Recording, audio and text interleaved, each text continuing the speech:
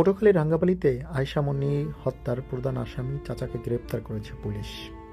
গতকাল বস্তাবন্দি অবস্থায় তার মৃতদেহ উদ্ধার করে। আমার পরানকে কেউ দূরে লইয়া গেছে। আমার পরান কই?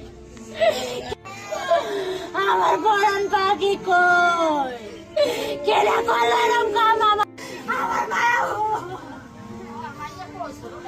তো বাড়ি খাই না, সবসময় খাই মাথা দিয়ে আমি অমনি। আর যে শুক্রবার দিন আমি জুমার নামাজ পড়তে আইছি, সেই সময় এখানে বইয়া ওই আমার নাতি আছে একটা আল্লাহকে কথাবার্তা কইছি। তা আমি এবার তোরা গোসল করতে চাস না এই কইছি। তারপর তো আমরা এখানে বৃষ্টি করছি, সব জায়গায় বিছেছি, রাত্রে অটোতে বিছেছি করছি। আমরা কোনো সন্ধান পাই নাই, না পাওয়ালে কালকে পুলিশও হাজিরা ঘরে তালাশি করছে, কি করছে দেখছে, এখানে কোনো বস্তা আমরাও হইতে আমরা দেখি। এখন এই আমি দু মেডিকেল খেতে তো নাই, সেই আইয়ে পুলিশ দিয়ে